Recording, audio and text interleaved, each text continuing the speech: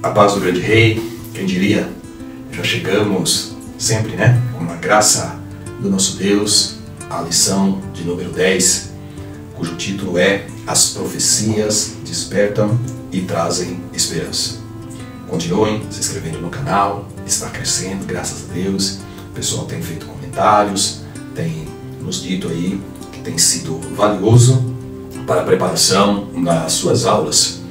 Então, continuo pedindo aí a ajuda de vocês, deixe os comentários, dando os likes e ativando aí o sininho para vocês sempre serem notificados dos vídeos novos que nós postamos no canal.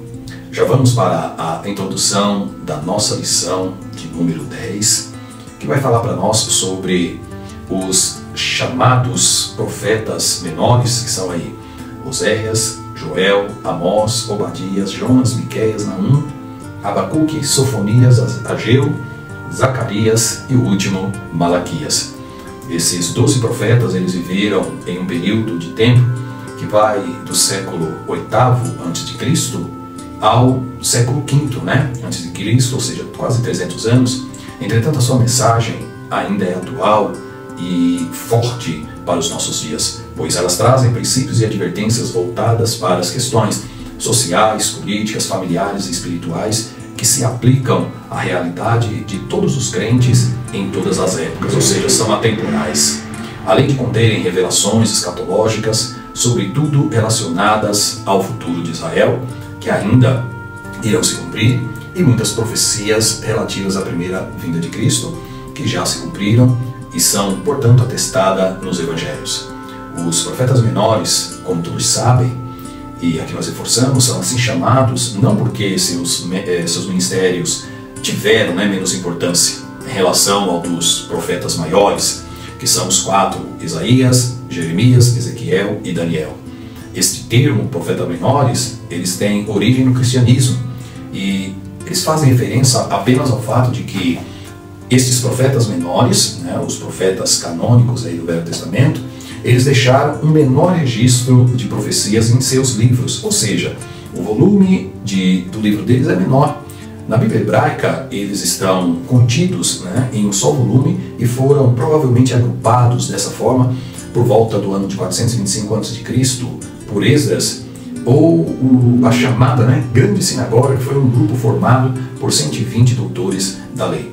Nos livros proféticos, a soberania, a justiça e a misericórdia divina estão claramente revelados.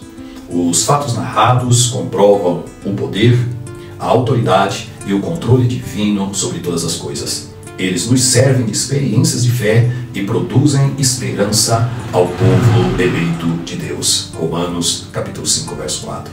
O tópico de número 1 nos traz aí o título Os Profetas Maiores e o subtópico 1, os profetas e a profecia.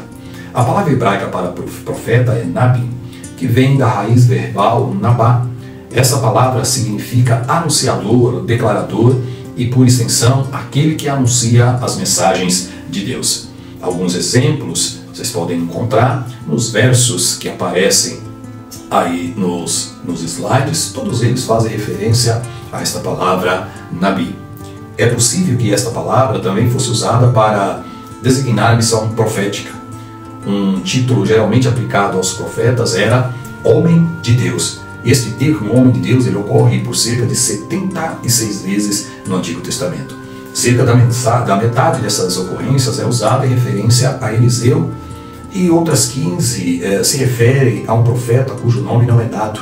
Está lá em 1 Reis, capítulo 13.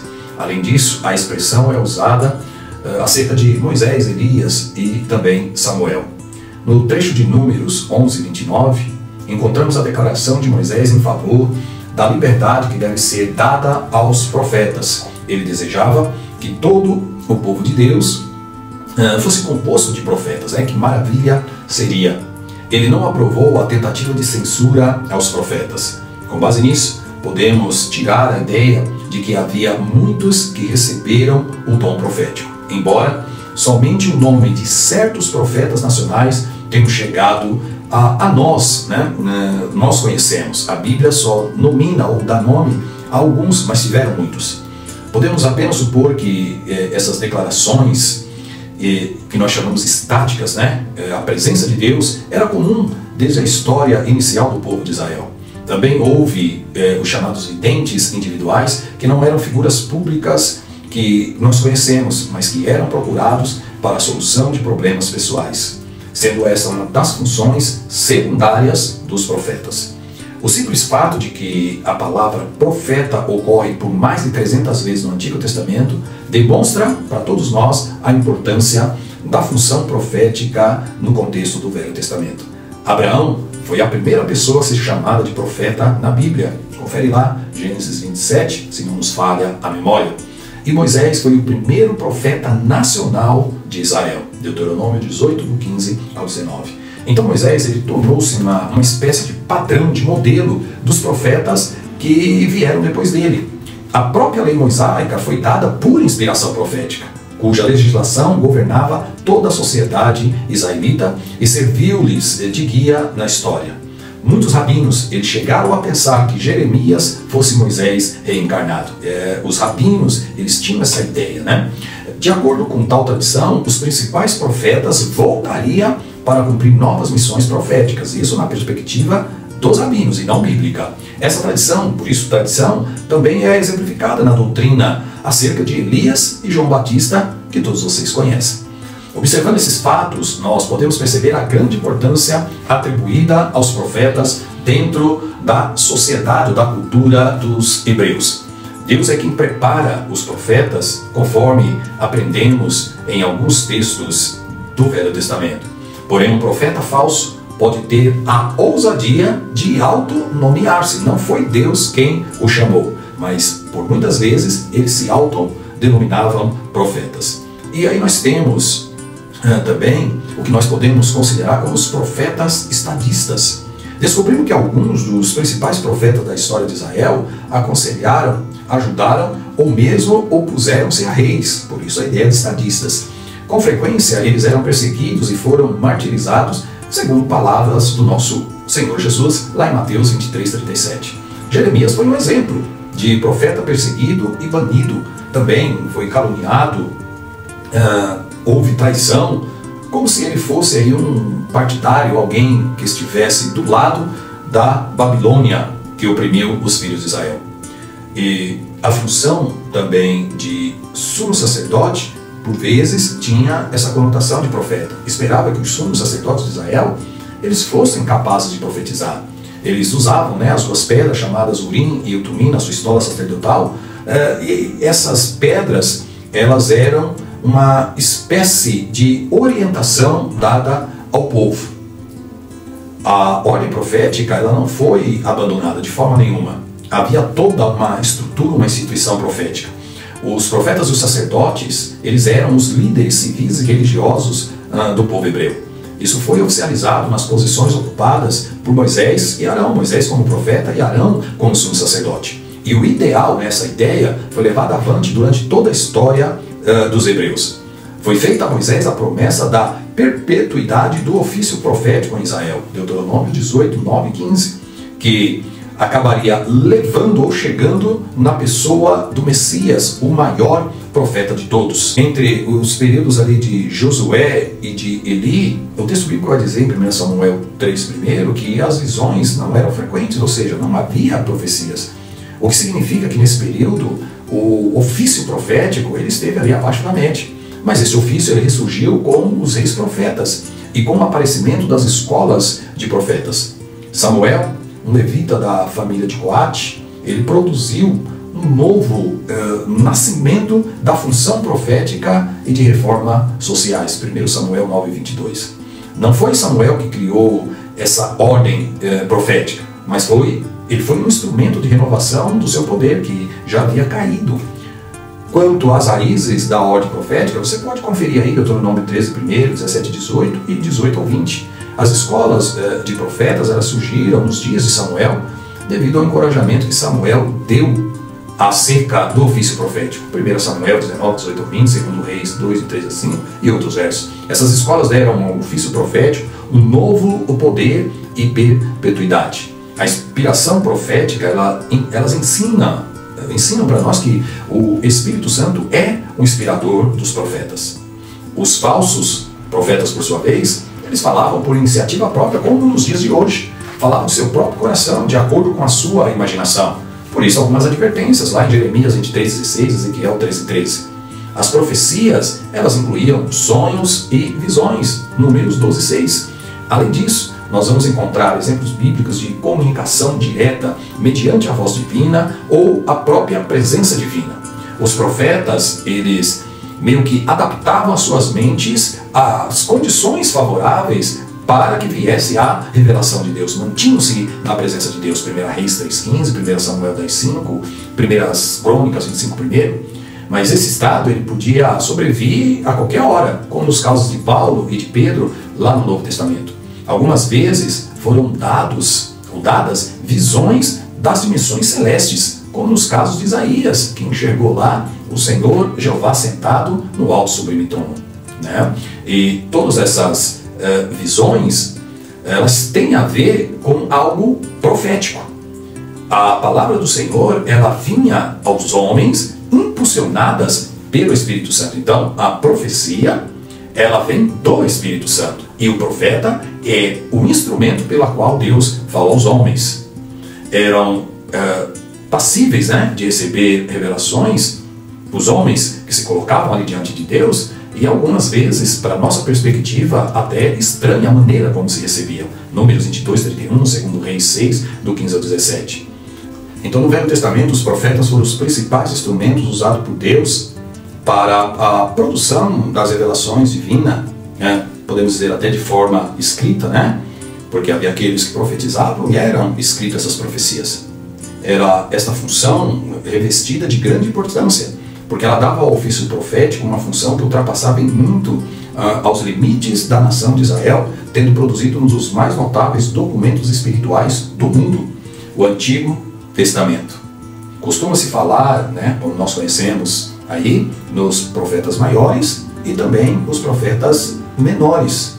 Já nós temos ali o Pentateuco, os 5 primeiros livros da Bíblia. Eles foram escritos, né, segundo a boa parte dos estudiosos, através de Moisés, que foi o primeiro dos grandes profetas. E ele chegou às nossas mãos pela instrumentalidade deste homem que Deus usou de forma tremenda para escrever ali o Pentateuco. Nós temos aí o ponto de número 2, que fala-nos sobre 2 profetas, que são Isaías e Jeremias. O que se destaca na profecia de Isaías é o seu rico conceito acerca do Deus eterno. Para o profeta, Deus se eleva acima de todas as coisas terrenas. Ele é o Senhor dos exércitos, o alto e sublime que habitou a eternidade, o poderoso de Israel, o Criador de todas as coisas e o eterno que fez todas as coisas. Deus dirige o curso da história na perspectiva de Isaías. Não há outro Deus além dele, e ele não tem nenhuma intenção de repartir a sua divindade, a sua glória com qualquer pessoa. Ele é o Deus de sabedoria e poder.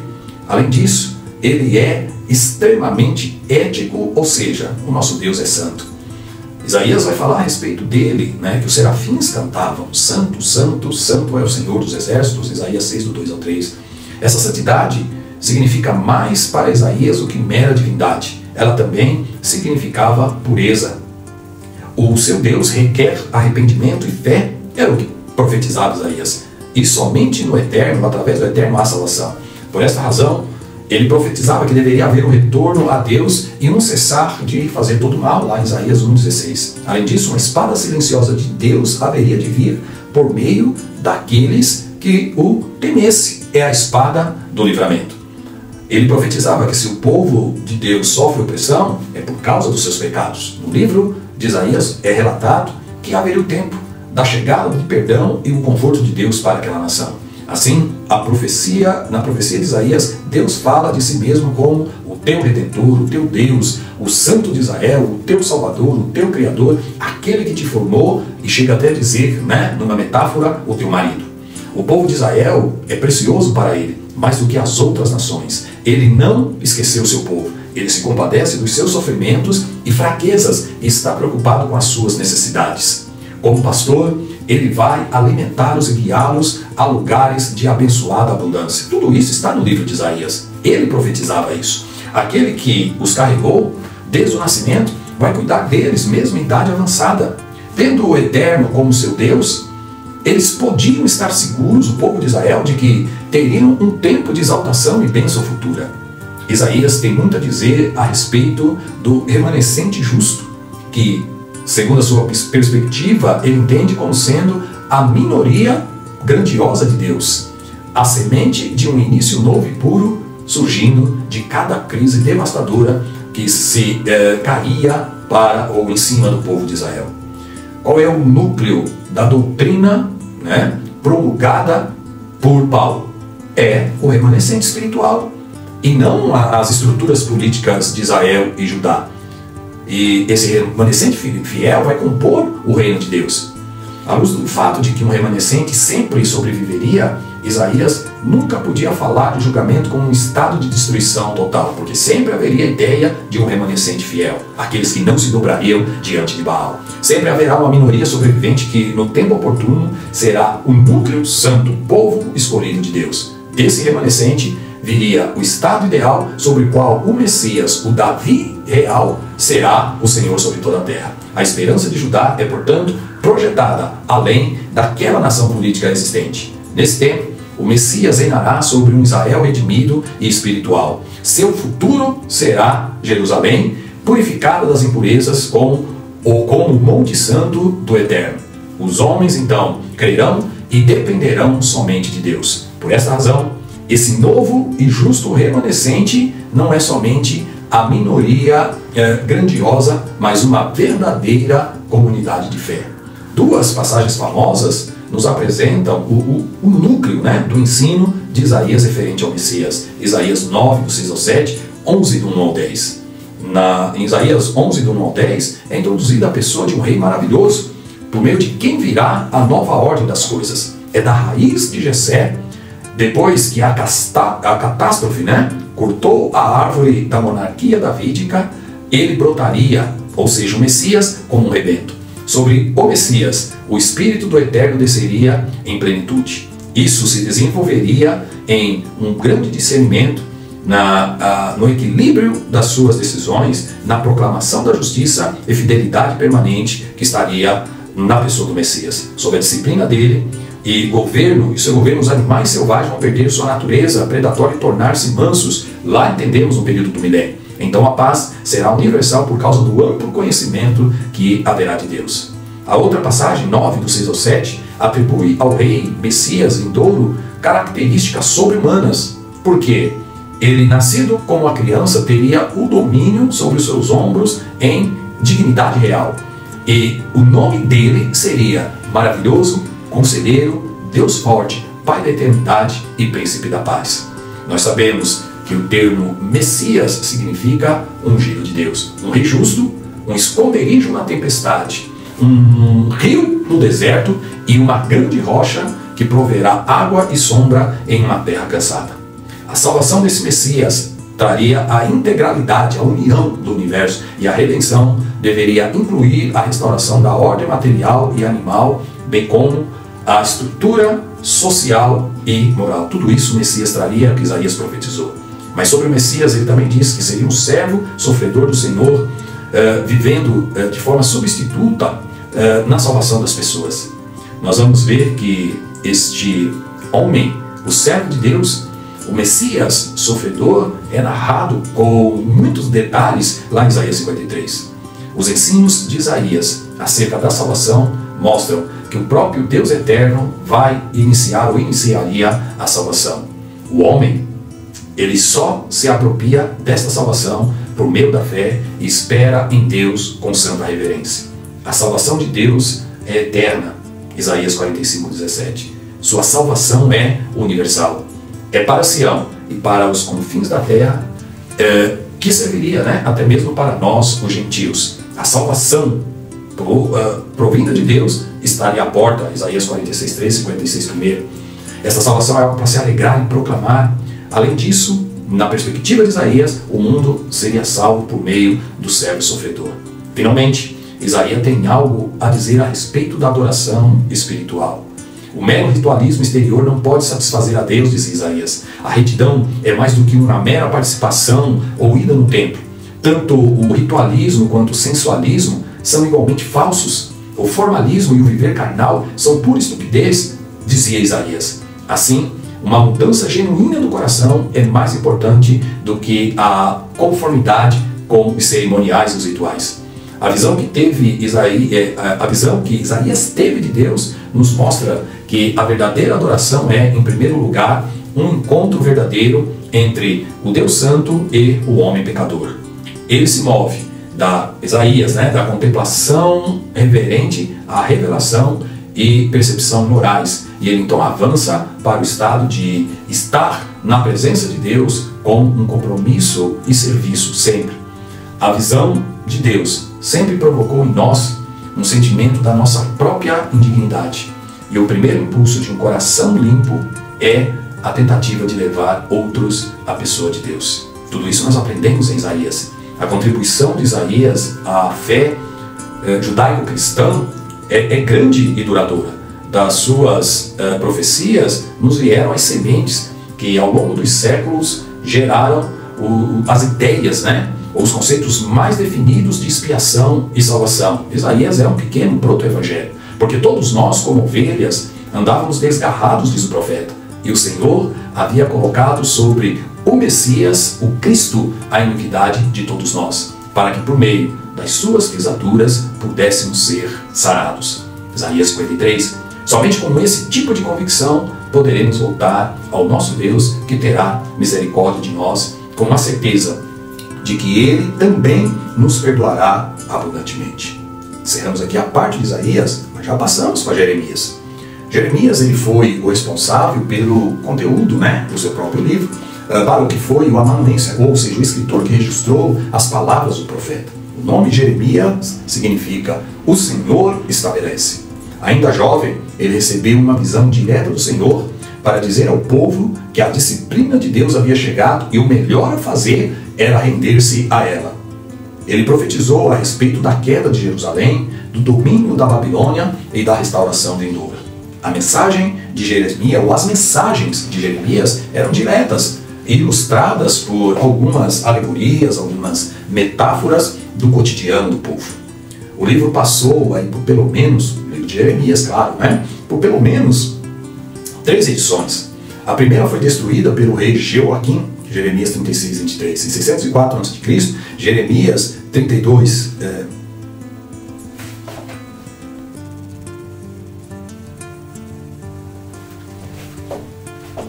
em Jeremias 36, 32, nós vemos que o profeta ditou o livro todo novamente a Baruque e acrescentou, sob inspiração divina, mais algumas coisas.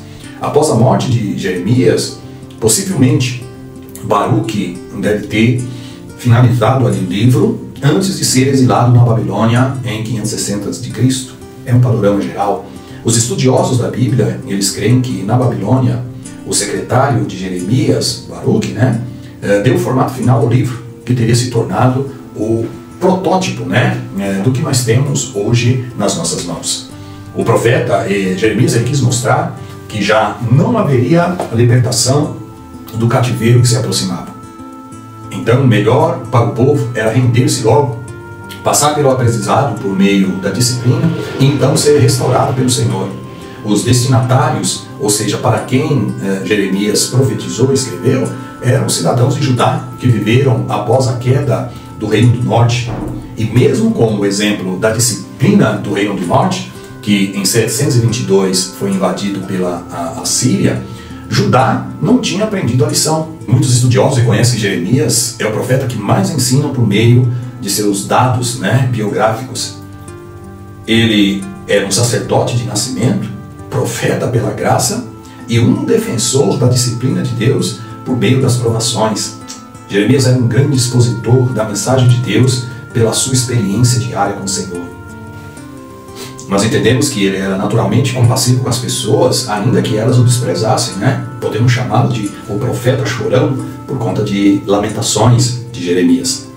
Ele era de uma família sacerdotal e ele viveu no tempo dos reis Josias, Jeoacás, Jeoaquim, Joaquim e Zedequias.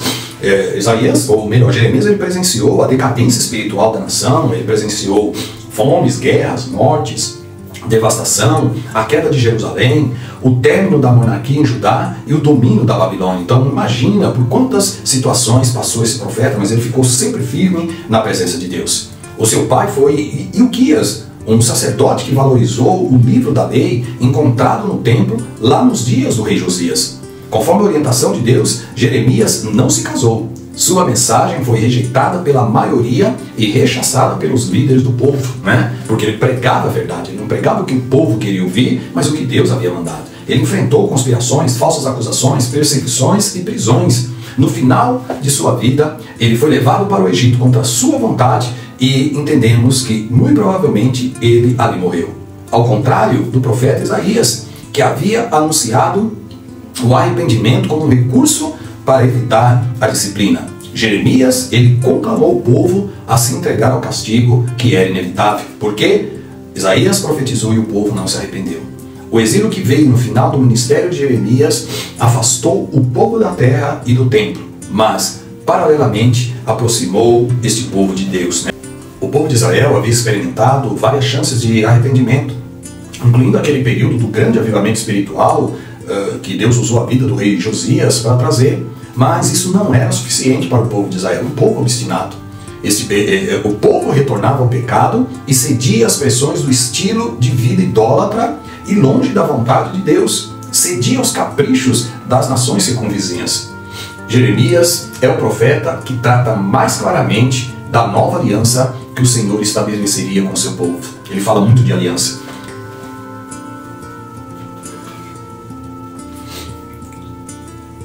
Assim como Isaías, Jonas e Obadias, o profeta Jeremias não trata apenas da nação de Israel, mas mostra a soberania de Deus ao usar as nações para cumprir o seu propósito. Deus usa ou usou as nações como vara de correção para trazer o povo de Israel. Passamos aí para o ponto 3, que vai falar sobre os profetas Ezequiel e Daniel. Ezequiel e Daniel, eles profetizaram na Babilônia, já lá no cativeiro. Judá estava no exílio e tinha o coração obstinado. Ezequiel 2,4. Ezequiel foi levantado para administrar o povo lá no cativeiro. Lembrar de que a restauração requeria arrependimento, era que Ezequiel pregava. E prenunciou, ou seja, profetizou acerca de Cristo como pastor e rei. Ezequiel 34, 23 ao 24. As primeiras visões de Ezequiel, provavelmente elas aconteceram ali no ano 593 a.C. Nos diz aí, olha, no 5º ano de cativeiro do rei Joaquim, Ezequiel 2. E no ano 25º do nosso exílio, diz Ezequiel 41. Assim, os estudiosos consideram que esse livro aí tenha sido escrito entre os anos de 593 a.C. ou 570, lá na Babilônia. Por meio das suas visões e sinais, Ezequiel ele buscou transmitir aos filhos de Israel, exilados lá na Babilônia, a mensagem de que a glória do Senhor permanecia intacta, não havia mudança, mesmo diante da destruição de parte do seu povo. Para isso, o profeta afirma o compromisso de Deus em fazer com que todas as nações conheçam o seu nome, certificando que o acontecido ao seu povo era parte do seu plano, né? O plano de Deus para julgar o pecado da nação de Israel e revelar a sua glória a todo mundo. Ezequiel ele anuncia as profecias, escreve seu livro, né, endereçado aos judeus que já estavam ali exilados na Babilônia. Ele profetiza acerca da pessoa de Jesus e da sua obra. Ezequiel 34, dos versos 11 ao 31, encontra-se a profecia de Deus que se cumpriria em Jesus Cristo como o bom pastor, né? João, capítulo 10, do 9 ao 18, é o cumprimento dessa profecia. Da mesma forma, em Ezequiel 37, do 15 ao 27, é anunciado o reino restabelecido por Deus sob a autoridade do Messias. Isaías 9,7, Lucas 1,32. Sempre apontando para o rei pastor. Quem é ele? Jesus Cristo. Quais são os temas, então, importantes em Ezequiel? Podemos enumerar alguns. Santidade. Ezequiel vai dizer que Deus é santo e por isso não tolera o pecado do seu povo. E devido à rebeldia de Israel, Ezequiel via a glória de Deus se afastando gradualmente na presença visível de Deus em forma de nuvem. A glória no livro de Ezequiel, se levanta de sobre os querubins, indo até a porta do templo. Ezequiel capítulo 10, versos 4 e versos 18 a 19. E depois ele vê a glória deixando a cidade e indo para o monte. Ezequiel 11, 22 a 23. Como que no sentido contrário ao Êxodo, em que Deus desceu do Sinai e habitou no tabernáculo, e sua presença era representada pela área da aliança. O exílio purificaria o povo, e a visão do templo restaurado indica a restauração da santidade do Senhor com a volta da sua glória. Ezequiel 43, do 2 ao 7. Sobre a soberania, o que Ezequiel ele fala? Que o julgamento de Deus sobre o povo de Israel e sobre a sua futura restauração era uma prova de que Deus era soberano, com a finalidade de refinar o povo para servir aos seus propósitos.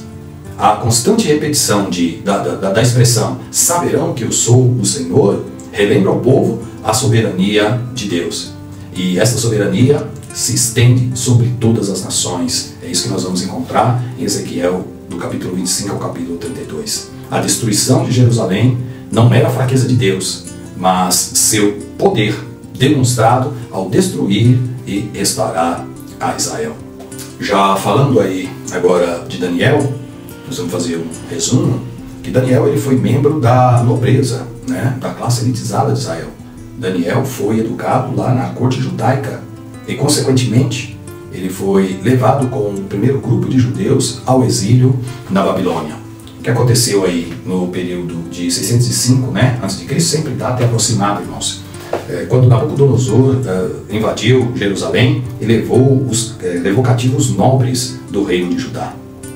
Como era de costume do Império Babilônico, os jovens dessas cortes, das nações subjugadas, eram colocados na administração do império. Assim, Daniel, com seus 3 amigos, Sadraque, Mesaque e Abednego, eles foram treinados nas ciências da Babilônia. Daniel 1, do 3 ao 4. A sabedoria que Deus deu a ele para interpretar sonhos colocou Daniel em uma posição mais destacada. Daniel, então, tornou-se governador da província da Babilônia e chefe supremo de todos os sábios. Daniel 2,48. A atitude de submissão que este servo do Senhor teve a Deus caracterizou a vida profética de Daniel e, irmãos, faz jus ao significado do nome de Daniel. Deus é o meu juiz.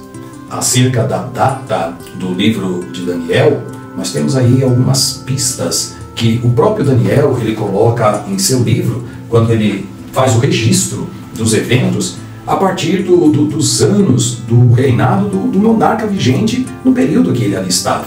O relato mais tardio é do 3º ano do reinado de Ciro, rei da Pérsia. Daniel 10, 1. Ciro derrotou e conquistou o império da Babilônia em 593, de forma que a última visão de Daniel ela aconteceu ali aproximadamente em 536 a.C.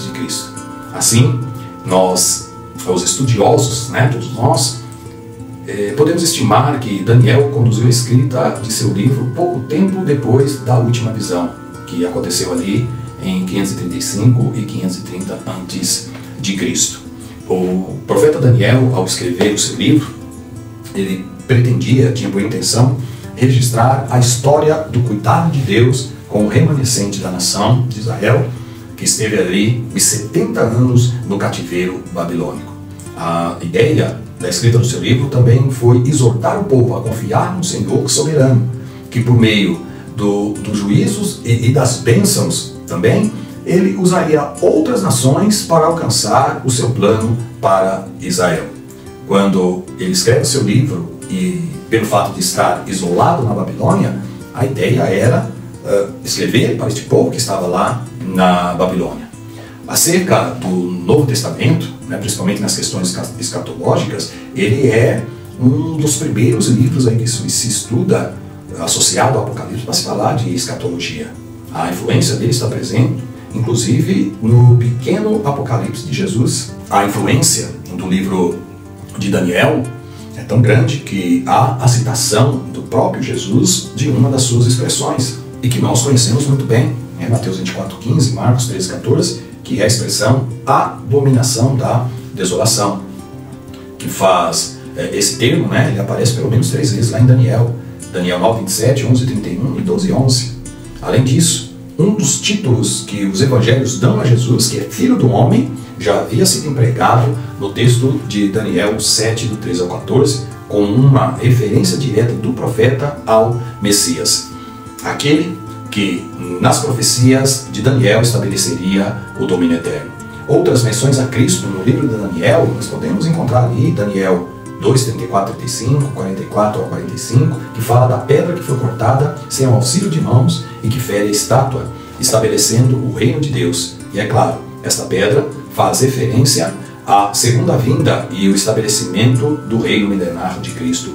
E nós não poderíamos falar de uma das principais passagens que está ali em Daniel 9, a partir do capítulo 24, que fala da tão conhecida 70 semanas de Daniel. Né? Então, são textos e são versos de extrema importância no conhecimento da escatologia bíblica. Daniel, ele tem alguns temas importantes que nós devemos resumir. Primeiramente, que Deus tem o controle da história. Ele tem o controle de tudo, o tempo todo. Nada escapa ao seu controle. No que diz respeito à pessoa, o Senhor protege do perigo e consola o seu povo. Assim como garante que os pecados individuais eles sejam punidos, conforme vemos os versos aí em tela. Em relação ao mundo, o Senhor tolera até certo ponto os pecados das nações, levantando-as e derrubando-as, bem como preparando a chegada do rei Messias. Todos esses versos aí falam sobre essa questão. Em Daniel, nós vemos o Senhor controlando reis e governantes, tanto nos dias de Daniel como no futuro, quando o mal será derrotado para sempre por Deus, que nos dará a vitória. Daniel e seus 3 amigos, eles nos dão exemplos muito firmes de como permanecer seguro no propósito de servir a Deus. Nem privilégios, nem ameaças tiraram a intenção de Daniel, Sadraque, Mesaque e Abdenego do alvo, que era e sempre foi fazer a vontade de Deus e cumprir o seu propósito, independente das circunstâncias. Daniel, ele era um homem, um jovem, né? E posteriormente um homem constante. Mesmo indo jovem para a Babilônia, ficou lá até a sua velhice, sem nunca abandonar os caminhos do Senhor. É um exemplo de perseverança na presença de Deus. Na história de Daniel, nós vemos a tentação sendo vencida com disciplina, santidade e oração. Daniel orava 3 vezes ao dia. E tudo isso foi vencido com oração. E também, claro, né, a fé, o pecado, sempre denunciado com temor e sabedoria. Toda vez que foi usado por Deus para resolver problemas difíceis, ele não buscou a própria glória, mas honrou sempre a Deus, conforme nós vemos em Daniel 2, do 17 ao 23.